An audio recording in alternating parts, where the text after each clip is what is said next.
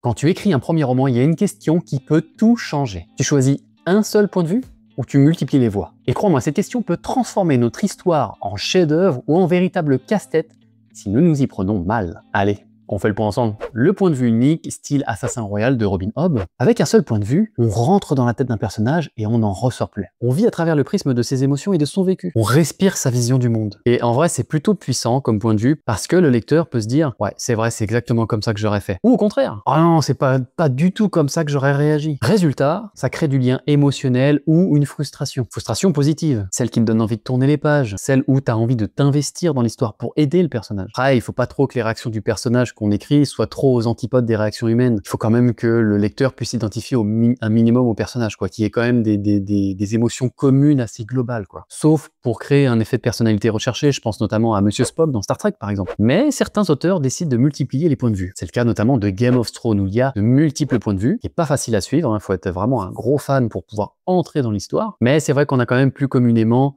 deux points de vue, celui de l'antagoniste et du protagoniste. Et là, je vais prendre l'analogie du match de boxe. On a deux combattants, on connaît leur stratégie, on connaît leurs faiblesses, leurs points forts, donc grosso modo, on connaît leurs stats. Alors forcément, on va commencer à émettre des paris sur qui sera le vainqueur. On va émettre des hypothèses de réaction des personnages en fonction de ce qu'on connaît du personnage. Ah, le héros va faire ça, donc l'antagoniste, il va réagir comme ça, donc le héros, il va re-réagir comme ça. Vous voyez ce que je veux dire? Il y en a certains qui diront, oui, mais si je connais les deux points de vue, devine déjà ce qui va se passer. Et là, j'ai envie de répondre, pas forcément. Si l'auteur remplit bien sa mission, celle de surprendre. Comme dans le sport, où même le joueur donné perdant peut renverser la situation, eh bien notre histoire doit créer l'imprévisible. Et c'est ce qui donne tout son sel à un point de vue multiple. Avoir des croyances, des hypothèses sur les résultats, mais être bousculé par des twists. Et c'est tout ce qu'on aime. Alors, point de vue unique pour la profondeur émotionnelle, ou multiples points de vue pour le suspense et les retournements.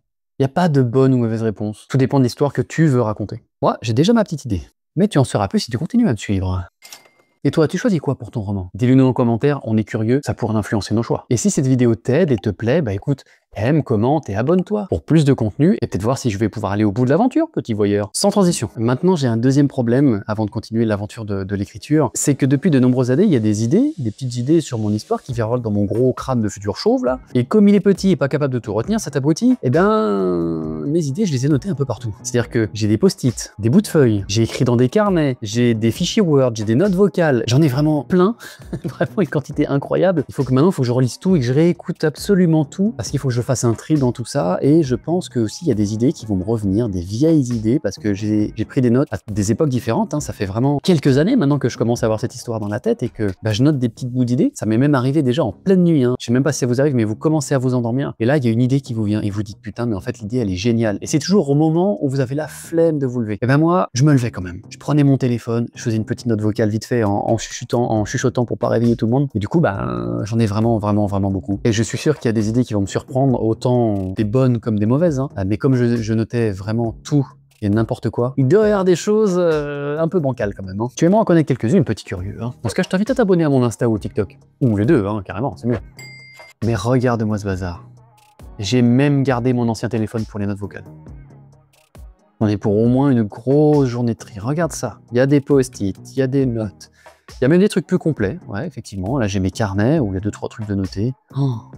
Oh là là. Toi aussi, t'en mets partout de tes idées. Partage-nous en commentaire comment tu les stockes. T'as peut-être une méthode plus efficace. Mais ce qui va être vraiment intéressant dans ce processus, j'ai un peu hâte de le faire parce que je pense qu'il y a des bonnes idées qui vont m'arriver. Il y a des mauvaises que je vais pouvoir apurer et peut-être qu'aujourd'hui, je vais me rendre compte qu'elles étaient vraiment mauvaises et me dire non, c'est absolument pas ce que je veux dans mon roman. Donc c'est bien d'écrire des mauvaises choses aussi, de s'en rendre compte surtout.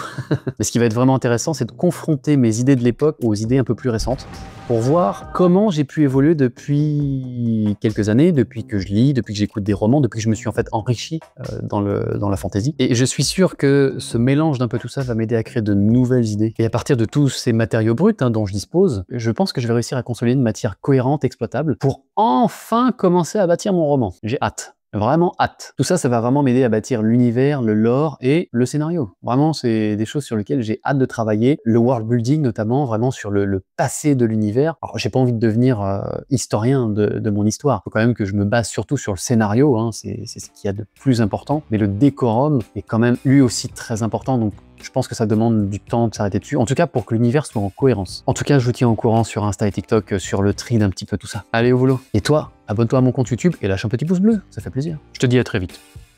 Ou pas.